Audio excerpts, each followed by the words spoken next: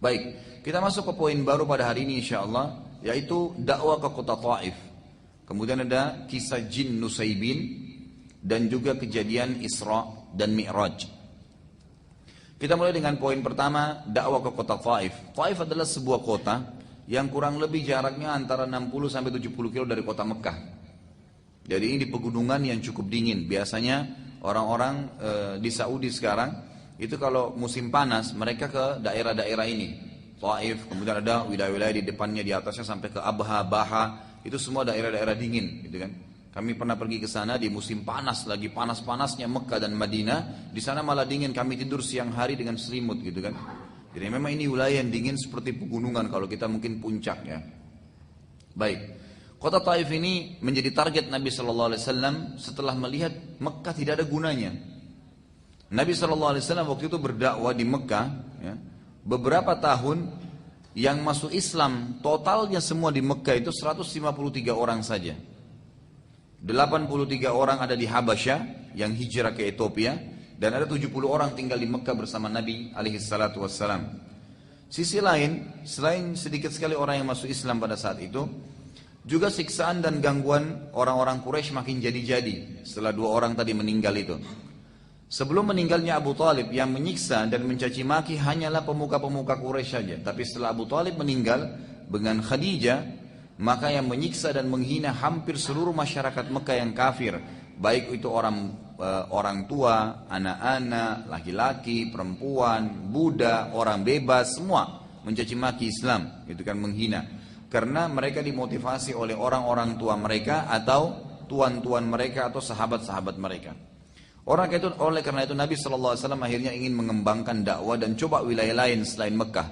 Dan yang paling tepat pada saat itu adalah kota Taif, karena paling dekat dengan kota Mekah, terjangkau dengan jalan kaki ya. Jadi naik kuda atau unta atau jalan kaki, dan jalannya masih lebih mudah dibandingkan kota-kota lain gitu. Kalau ke Madinah itu masih butuh sekitar 3-4 hari pada zaman itu ya, kalau naik kuda. Kalau jalan kaki mungkin bisa lebih lama lagi, mungkin bisa seminggu bahkan lebih. Kalau ke kota Taif berbeda. Dan perlu anda tahu bahwasanya Nabi SAW ke kota Taif ini jalan kaki, tidak pakai kendaraan. Sejarak 60-70 kilo itu jalan kaki. Itu sangat jauh sebenarnya. Tapi Nabi SAW begitulah berdakwah. Di awal Islam itu butuh juhud yang luar biasa. Makanya di awal dakwah itu memang butuh juhud. Ada orang kadang-kadang dai-dai kita ini mau gencar berdakwah di satu masjid, setelah apa? Ada dai-dai lain yang sudah membuka jalan, baru dia mau. Awalnya nggak mau nyentuh masjid, kan gitu. Awalnya merasa nggak usah, di sana banyak ahli bid'ah, di sana banyak orang syirik, di sana banyak begini. Loh, terus siapa yang mau mendakwai mereka kalau anda tidak mau? Mestinya anda masuk di sana gitu kan. Bahkan kalau kita menjadi pemicu awal, insya Allah maka setiap orang yang datang setelah itu sudah aman gitu kan. Sudah tidak ada masalah, malah lebih mudah dan kita akan panen pahalanya. Baik, Nabi SAW pada saat itu berjalan kaki, disebutkan dalam sejarah dan riwayat-riwayat yang sahih, menuju ke kota Taif. Sampai beliau tiba di sana, tapi tidak disebutkan berapa hari baru tiba. Ya, karena Nabi SAW tidak sampaikan itu, maka yang cukup adalah beliau tiba di kota Taif. Lalu beliau langsung bertemu dengan pemuka Taif. Dan ini termasuk strategi dakwah yang bagus. Kalau kita masuk ke satu lokasi dan kita dikenal, cari tokoh masyarakatnya siapa.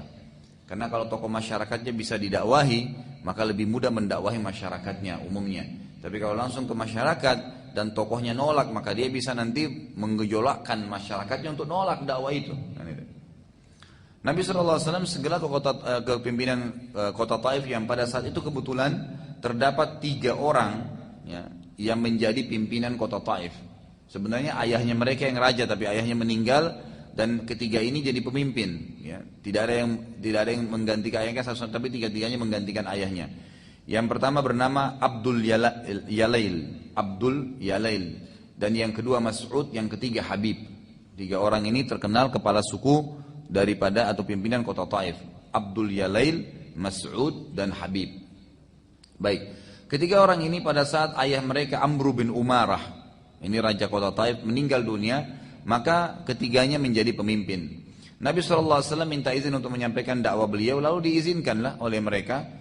Pada saat itu Nabi SAW karena salah satu tokoh masyarakat Makkah, jadi dia sambut.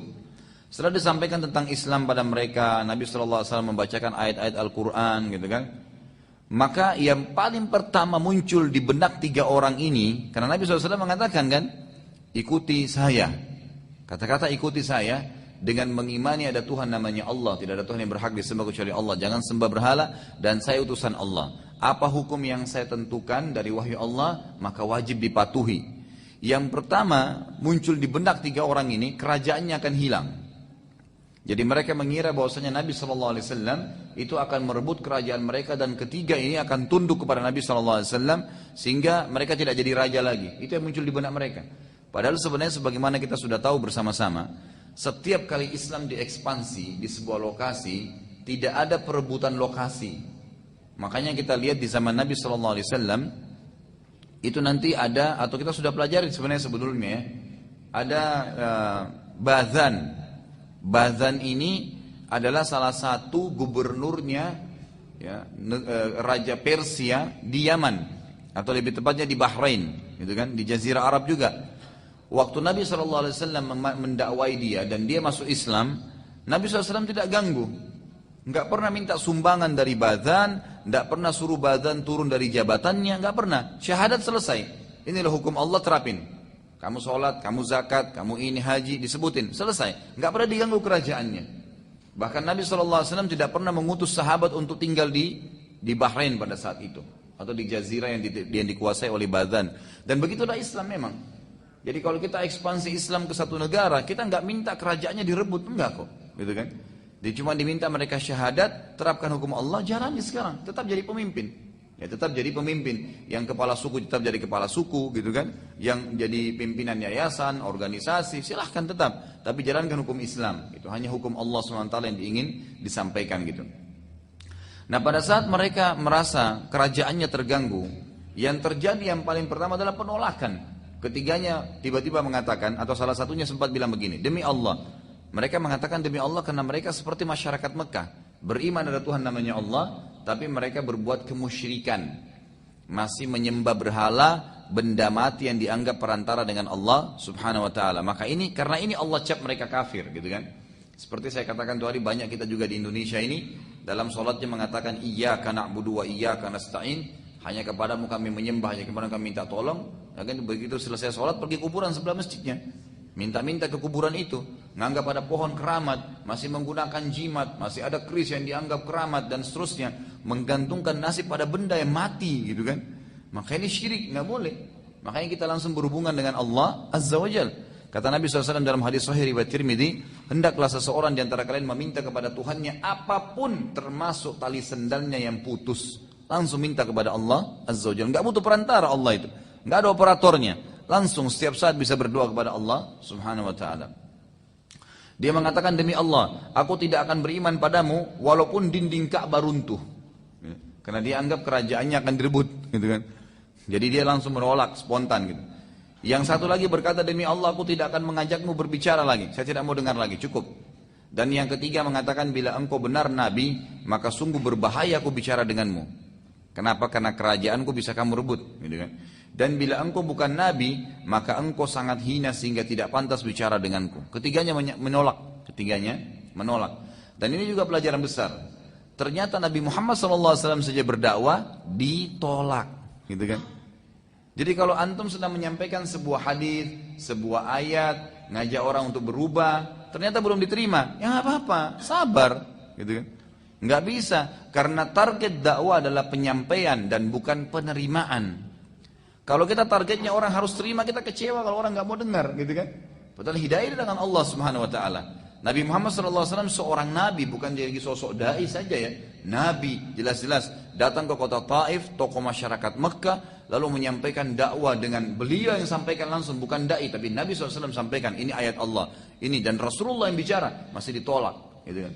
Jadi sangat normal kalau seorang dai ceramah, dakwah kemudian tidak diterima, itu normal. Yang penting yang Anda sampaikan itu adalah kebaikan, insya Allah dengan keikhlasan akan ada penerimaan, gitu kan?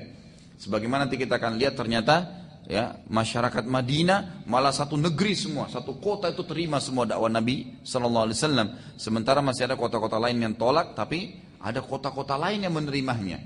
Dan juga nanti akan kita lihat kalau seorang dai sudah berdakwah di satu lokasi dan ternyata penolakannya frontal sekali, misalnya ada penyiksaan, ada segala, maka dia lebih baik hijrah ke tempat lain, kan gitu. Dan ini kita ambil pelajaran dari atau dari kasus Nabi SAW di kota Taif. Nabi SAW ketika melihat mereka menolak, maka beliau SAW berkata, bila kalian menolak, maka tolong izinkanlah aku berdakwah kepada penduduk kota Taif.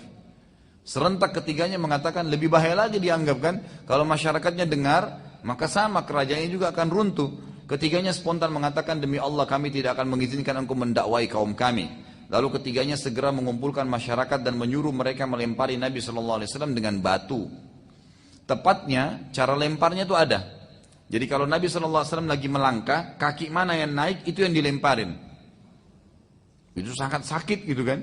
Jadi bukan orang lagi jalan dilemparin sembarangan, tidak. Ditunggu kaki mana yang naik itu yang dilemparin.